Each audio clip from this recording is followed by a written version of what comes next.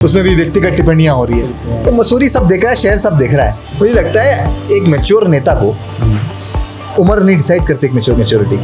कभी कभी तो होता है 50 साल तक भी आप मैच्योर नहीं हो पाते। बीजेपी के कुछ लोगों से बात करते हैं, उनका कहना है लोग हमारे साथ इसलिए खड़े होते हैं कि हम उनके कुछ काम करा पाए अगर जब जरूरत होती है, क्योंकि सरकार हमारी है।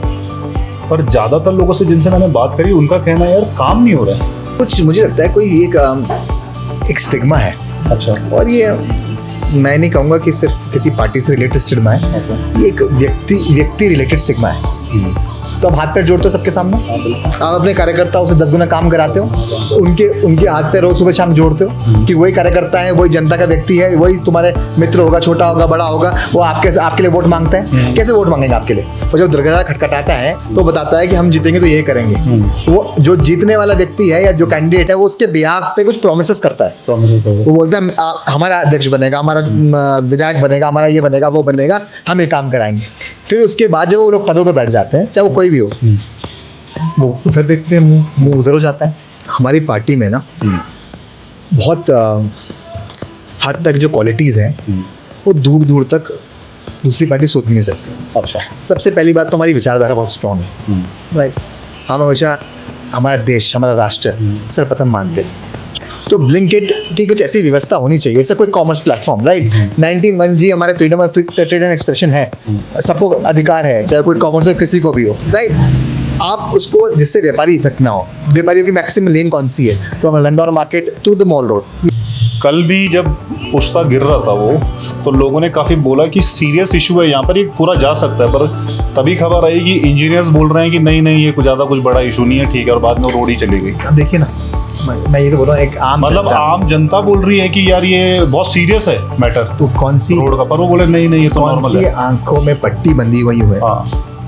जब मैं मुद्दे उठाता हूँ मसूरी के और बेबाक तरीके से उठाता हूँ, ऐसे अधिकारियों पे, ऐसे ठेकेदारों पे, और ब्लैकलिस्ट तो होने ही चाहिए। लेकिन ब्लैकलिस्ट कब तक? ऐसे थोड़ी 6 महीने बाद उनकी लिस्ट हट गई और फिर से काम करने लग जाए। तो ये स्क्रूटिनी होनी चाहिए कि मसूरी में सफाई व्यवस्था की स्थिति बहुत निम्न स्तर पे है। एडमेंट सोच है, ईगो इश्यूज है, ठीक है, हमने इस तरीके से करना है। और कहीं ना कहीं करप्शन की बू है कि आपने जिस तरह का काम कर रहे हैं आप जैसे अभी आपने बात करी कि एक जो पूरा प्रोजेक्ट था उसको आपने 30 टुकड़ों में बांट दिया, जो अग्री किया गया विजिलेंस की उसमें जांच में भी कि कैपेबल होने चाहिए कि अगर आप कूड़ा उठा रहे हो तो आपके पास प्रॉपर बिन्स हो, आपके पास प्रॉपर कैरिंग कार कंटेनर्स हो जो वहाँ पे डले। ऐसे थोड़ी आपने एक झाड़ू फेंका तो आप कैमल बैकग्राउंड में साफ कर रहे हैं, मॉल में साफ कर रहे हैं, तो जहाँ आपको नीचे खाला दिखा वो आपने नीचे फेंक दिया और आपकी ड्यूटी पूरी हो गई। नमस्कार, तेज इंडिया प्रेस में आपका स्वागत है। अभी हमारे साथ जुड़ चुके हैं Aryan Dev Uniyal. He needs no introduction, at least Mussoorie में तो इंट्रोडक्शन की जरूरत नहीं आ रही है। नहीं, इंट्रोडक्शन की तो हमेशा आवश्यकता पड़ती है। अच्छा। और जिस भी रूप में आप कराना चाहें, लेकिन मैं अपने आपको अधिवक्ता आर्यन देव उनियाल ही मानता हूँ। अधिवक्ता ही करते हैं। अभी पार्टी से बात नहीं करेंगे, आप बीजेपी के हैं। मैं इसलिए बोल रहा हूँ कि आप ताकि एज अ लेमैन मसूरी की जनता के तौर पर कुछ समस्याएं हैं मसूरी की, तो उसके ऊपर आपकी क्या नज़र है? आर्यन, आप मसूरी देहरादून अप डाउन करते रहते हैं। अभी 1 साल पहले एक आपदा आई थी मसूरी में, बहुत बड़ी आपदा थी वो। शायद वर्षों में किसी ने ऐसी आपदा देखी नहीं। जगह जगह बादल फटने से रोड ख़राब हो चुकी थी। वो रोड बहुत स्पीड से बनी, उस समय लोगों ने तारीफ भी करी जितनी स्पीड से बनी।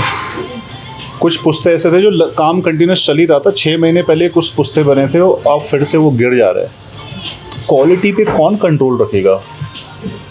कौन जिम्मेवार है इसका कि क्या कंट्रोल हो रहा है? पीडब्ल्यूडी के क्या इंजीनियर्स होंगे जो ये सुपरविजन कर रहे हैं, ढंग से नहीं हो रहा है, या जो ठेकेदार है उसकी किसी को तो रिस्पॉन्सिबिलिटी लेनी पड़ेगी ना। हम ऐसे जनता का पैसा बहाते रहेंगे और हर बार आपने देखा होगा हर साल रोड बन रही है, हर साल रिपेयर हो रही है, तो सारा पैसा क्या रोडों पे लगना है या बाकी कुछ डेवलपमेंट भी होगा सिटी के अंदर?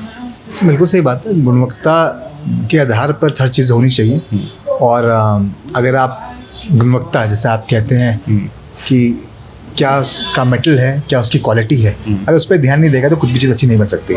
आज हम कुछ खान पान के उसमें भी रहते हैं, जो भी घर पे खाते हैं तो हम चाहते हैं ना कि वो हेल्दी रहे, उसमें कम मिलावट रहे। सिमिलरली सामाजिक काम तो हमारी नेतृत्व, हमारी एक तरह का दायित्व है कि जितने भी हम सामाजिक काम करें, चाहे वो ठेकेदार हो चाहे संबंधित अधिकारी हो। मैं बेसिकली इन 2 स्टेक होल्डर्स के बारे में बात करना चाहूँगा। पहले जो अधिकारी किस व्यक्ति को काम दे रहे हैं, क्या उनका इंजीनियरिंग सेंस है, ठीक है, और जिस व्यक्ति को काम दे रहे हैं क्या उसके बैकग्राउंड चेक हो रखे हैं, क्या उसने पहले काम किया है, क्या उसका एक तरीके से सीवी है, ये तो सब कुछ सबके पब्लिक डोमेन में होता है। सॉरी टू कट यू, यहाँ पर मेरे को जस्ट याद है आपके फादर का भी कुछ दिन पहले इंटरव्यू आया था एक, जहाँ पर वो मसूरी की ये जो सीवर पाइपलाइन जो बिछी है उसमें गलत टेंडरिंग हुई, तो उनका खुद कहना था कि ऐसे ऐसे ठेकेदारों को काम दिया जिनको ABCD तक नहीं आता है ठेकेदारी का, उनको ठेकेदार PT कॉन्ट्रैक्ट देके काम पूरा बर्बाद कर दिया। तो क्या वो यही हो रहा है, ये यहाँ भी वही हो रहा है? रूप से अग्री करता हूँ मैं। तो खुद इस चीज का साक्षी हूँ।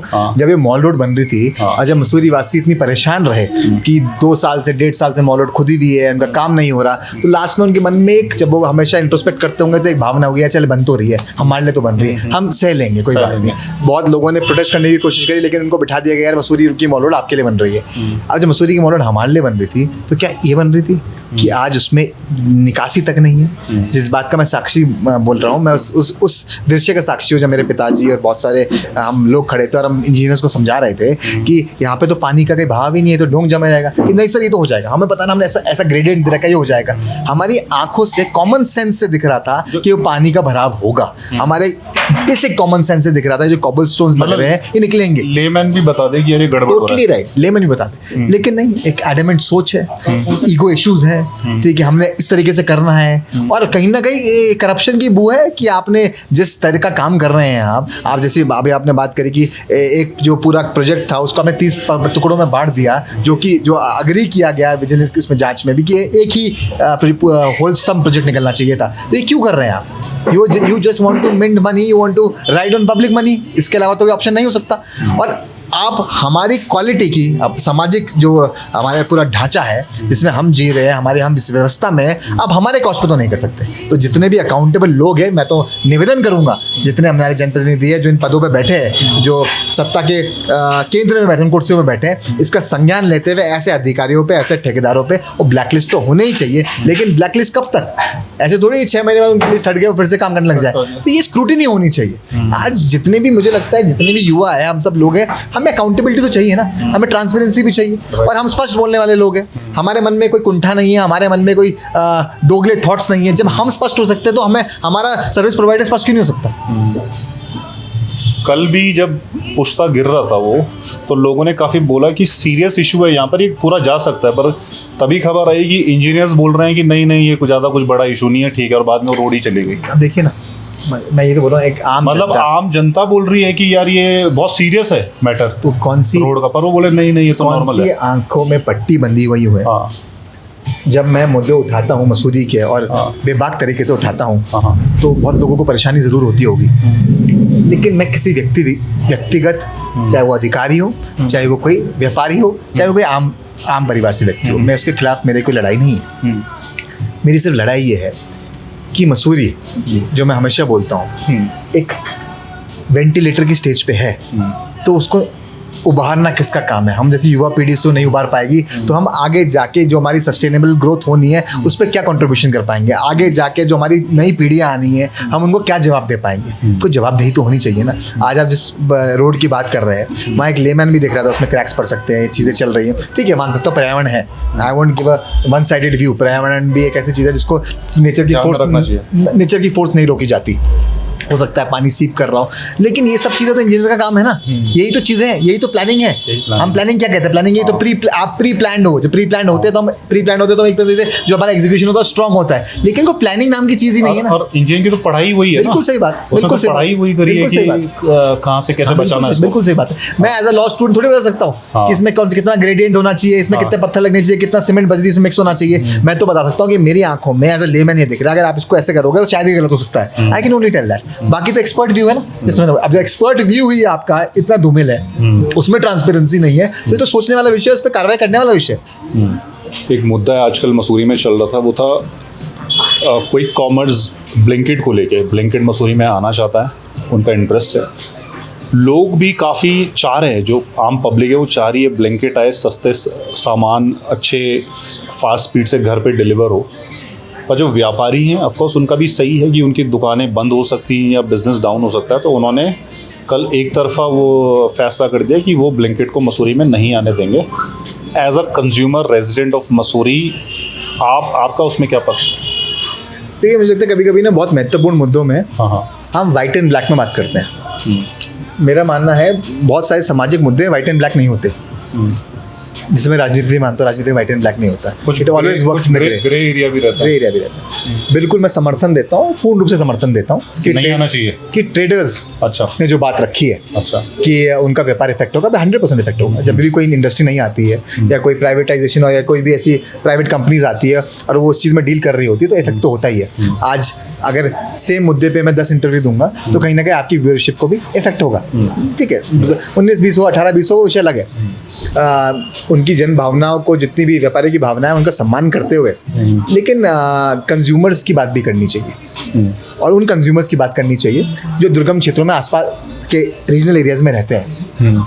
जो मॉल रोड है, मेरा इसमें अगर आप स्पष्ट व्यू पूछिए, मैंने इसके बारे में चिंतन किया जब मैंने बहुत लोगों को देखा और बहुत लोगों को ये भी देखा कि उसमें भी राजनीति हो रही है, उसमें भी व्यक्तिगत टिप्पणियां हो रही है। तो मसूरी सब देख रहा है, शहर सब देख रहा है। मुझे लगता है एक मैच्योर नेता को उम्र नहीं डिसाइड करते एक मैच्योरिटी की। कभी कभी तो होता है 50 साल तक भी आप मैच्योर नहीं हो पाते, राइट। तो आप व्यक्तिगत कारणों को अलग रखते हुए आप मुद्दे की बात करिए, उस मुद्दे में राजनीतिक अवसरवाद ना ढूंढ के ऐसी जेन्युइन बात करिए जो लोगों को समझ में आई है। अगर आप मुझसे पूछिए तो ब्लिंकिट की कुछ ऐसी व्यवस्था होनी चाहिए। इट्स अ कोई कॉमर्स प्लेटफॉर्म, राइट। 19(1) हमारे freedom of trade and expression है, सबको अधिकार है, चाहे कोई कॉमर्स हो किसी को भी हो, राइट।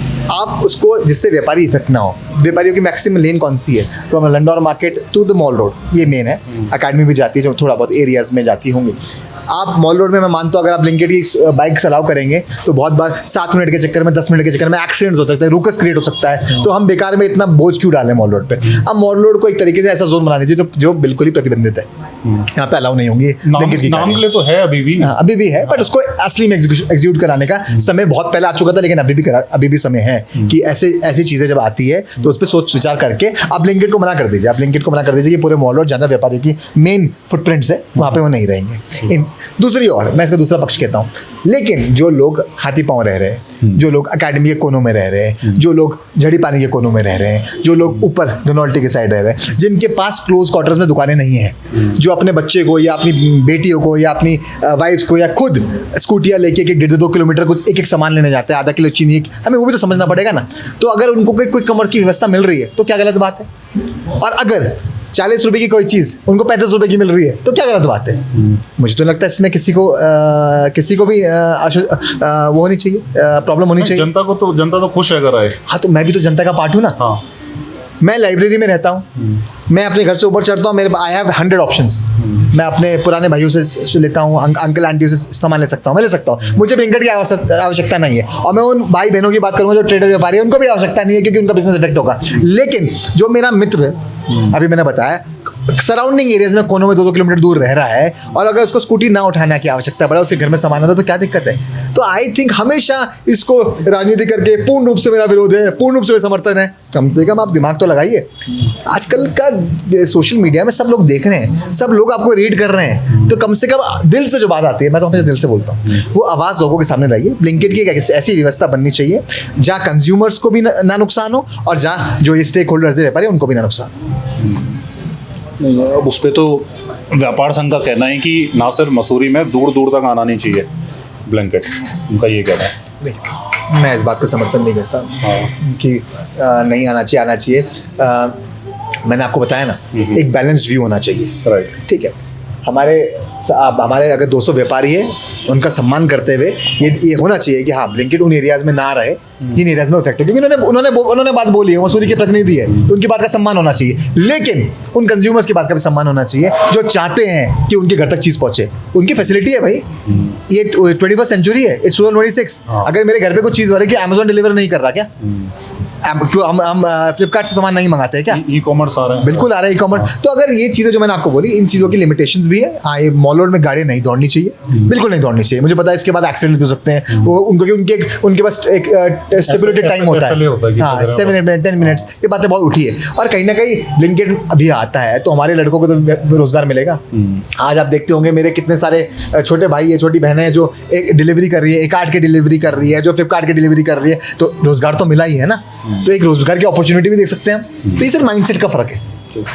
आर्यन, एक कांग्रेस में एक हमेशा एक जो युवा हैं वो एक क्वेश्चन उठाते थे, हमेशा अभी भी उठाते हैं कि जो ओल्ड गार्ड है वो नए लोग को मौका नहीं देते, हमेशा वही चेहरे दिखते हैं। मसूरी में भी लास्ट ईयर हम कुछ कवर कर रहे थे तो लोग का ये कहना था यार यही 2-3 चेहरे हैं, ये हमेशा स्टेज पे यही दिखते हैं, नए नहीं दिखते। अभी बीजेपी में आप यंग नेता हैं, बीजेपी में कितना मौका मिलता है युवा को? देखिए हमारी पार्टी में ना बहुत हद तक जो क्वालिटीज़ हैं वो दूर दूर तक दूसरी पार्टी सोच भी नहीं सकती। अच्छा। सबसे पहली बात तो हमारी विचारधारा बहुत स्ट्रॉन्ग है, राइट। हम हमेशा हमारा देश, हमारा राष्ट्र सर्वप्रथम मानते हैं और व्यक्ति को आखिरी मानते हैं और इसको हम एग्जीक्यूट करने की पूरी प्रयास भी करते हैं। हाँ, पार्टी में अलग अलग भिन्न प्रकार के लोग होते हैं, उनकी व्यक्तिगत राय अलग हो सकती है, लेकिन पार्टी की विचारधारा एक ही है। अब बात की जाए युवाओं की, तो आज आकर मैं इसके सामने बैठा हूँ बीइंग 32 years of age, मैं स्टेट का सेक्रेटरी हूँ, पूरी स्टेट का, and I am the first person from Mussoorie जो स्टेट सेक्रेटरी बना है। तो ये पार्टी ने कुछ क्वालिटीज़ देखी होंगी, कुछ मेरिट्स देखे होंगे, तभी मुझे अपॉइंट किया। मुझे इतना इंडिपेंडेंस देते हैं कि मैं आपके साथ बैठ के बात करके मुद्दों पे बात रख रहा हूँ। साथ ही साथ मैं एक बात ज़रूर बोलना चाहूँगा रजनीश जी, मुझे बहुत लोग आके बोलते हैं कि आप बहुत सारी चीज़ें ऐसी बोलते हैं जो लगता है कि ये काम नहीं हुआ, ये ठीक नहीं हुआ। तो आप तो बीजेपी पार्टी के हैं, आपके तो मुख्यमंत्री हैं, आपके तो मंत्री हैं, आपके तो नगर पालिका के अध्यक्ष हैं। तो मैं ये सोचता हूँ कभी कभी, हास्यास्पद है बात, जिनको कुछ सोशल मीडिया में कमेंट्स में लिखना होता है, लाइक करना होता है, या जो व्यक्ति कि वो अपना दिमाग का हॉराइजन बढ़ा के सोचें। I am a part of the incumbent government, I am a stakeholder of the incumbent government, लेकिन मैं युवा भी तो हूँ ना, मैंने पढ़ाई लिखाई भी करी है। वो किस लिए करी है? जिससे मैं चीज़ों को अपना दृष्टिकोण दे पाऊँ।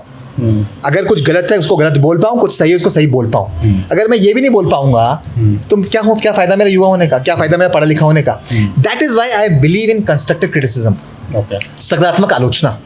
वो आलोचना किसी गलत बात के लिए नहीं हो रही है। अब आप देखिए 7 मोड़ का इतना बड़ा इशू था, पेड़ काटे जा रहे थे ना, है ना, उसमें विरोध भी हुआ, उसका राजनीतिकरण भी बहुत पार्टी ने करने की कोशिश करी, अपने अपने ड्रामे बहुत हुए सारे आपने देखे होंगे। लेकिन जो जेन्युइन लोग थे वो वहाँ बैठे थे, बहुत दिनों से उन्होंने मेहनत करी, हाई कोर्ट का दरवाजा खटखटाया, सुप्रीम कोर्ट का दरवाजा खटखटाया।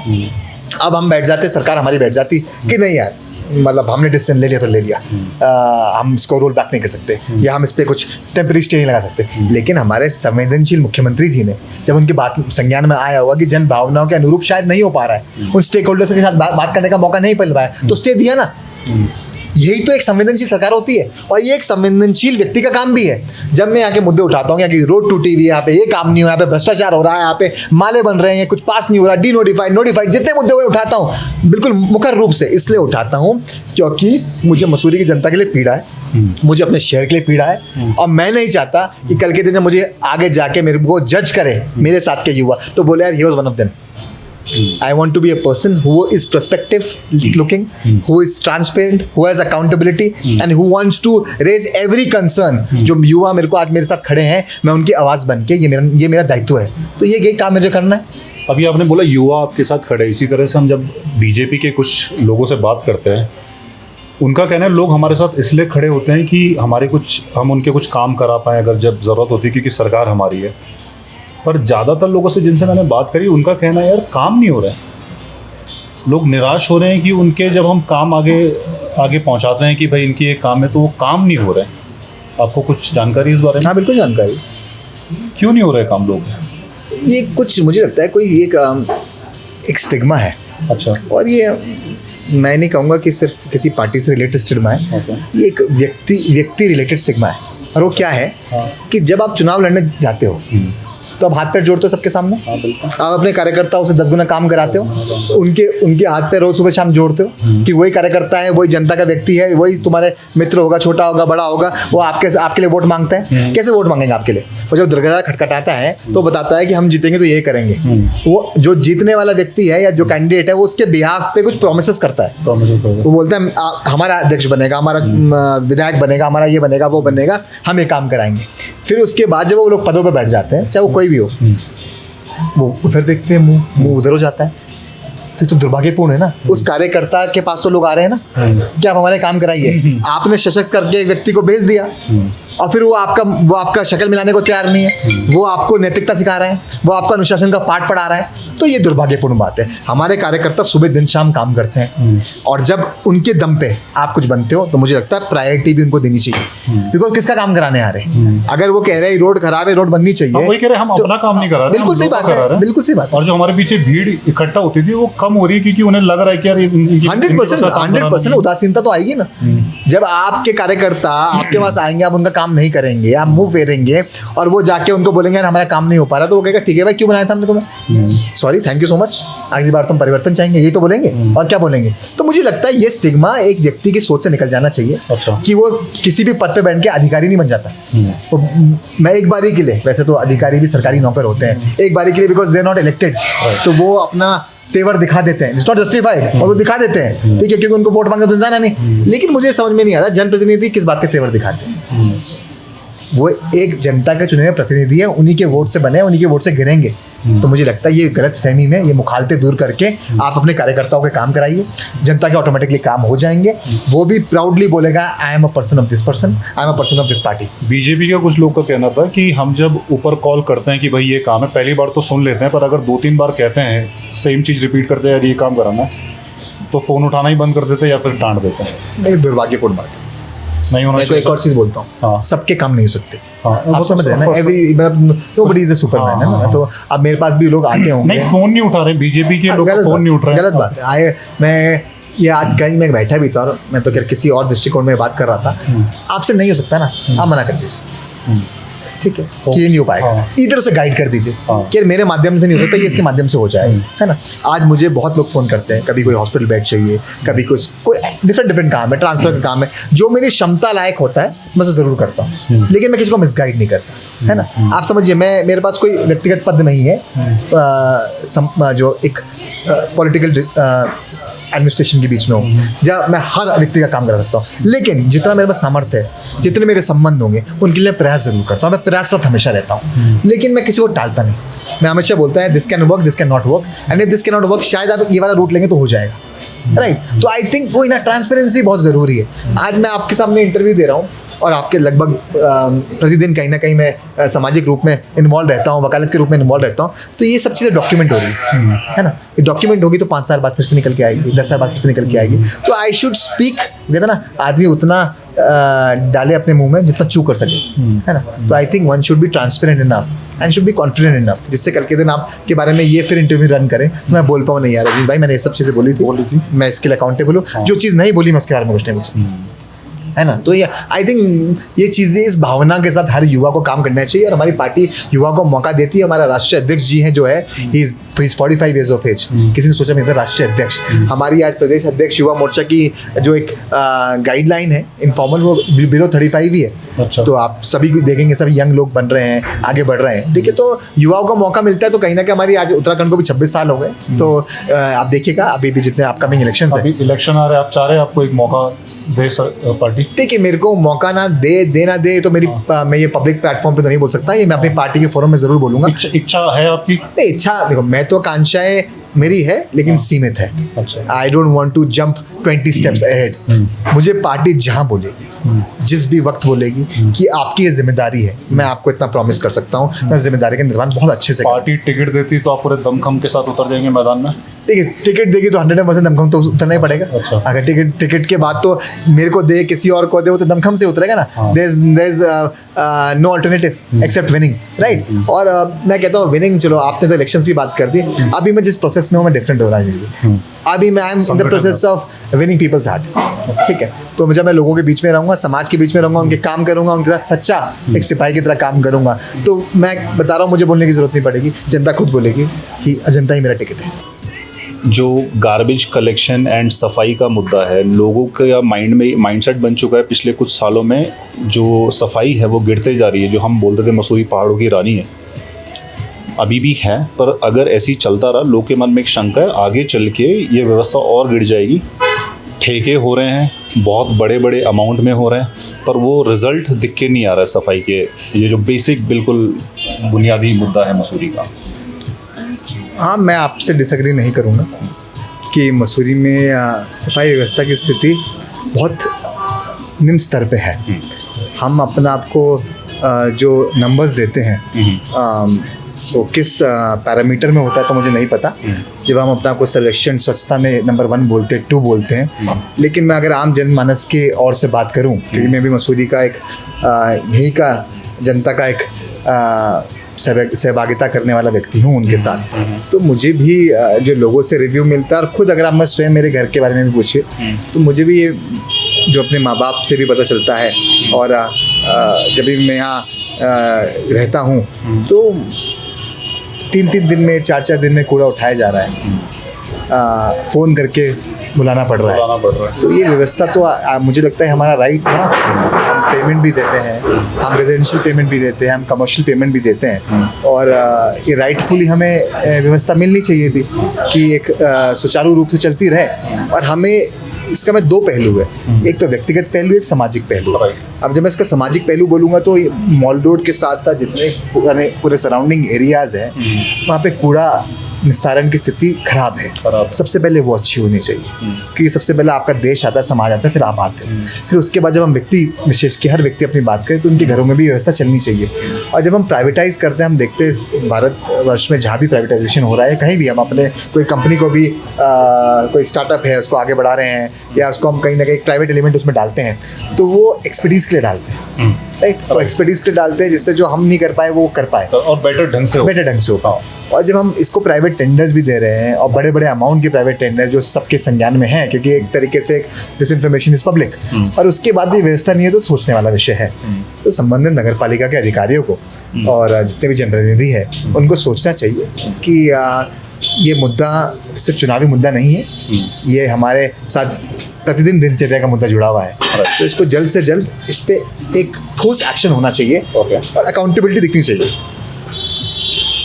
ये तो आपने बताया, पर एक जो टूरिस्ट या लोग को भी दिखता है इसमें, देखिए रिस्पॉन्सिबल तो सिटीजन भी रहेगा कि जंगलों में कचरा क्यों। अभी आप कोई सा भी रोड पे आप चलेंगे, आप देखेंगे रोड के नीचे जंगलों में कचरा है, तो ऑफकोर्स वो लोग ही फेंकते रहेंगे। बहुत लोग बोलते हैं यार वो जो सफाई कर रहे हैं रोड से वो नीचे फेंक दे रहे हैं, वो कोई ढंग से उठ नहीं रहा। तो पूरे जंगल भी क्या है कि वो बहुत गंदा दिख रहा है, अभी प्लास्टिक हो गया पूरा हर जगह। देखिए सेंसिटाइजेशन और एजुकेशन और ट्रेनिंग का भी इसमें बहुत बड़ी कमी है।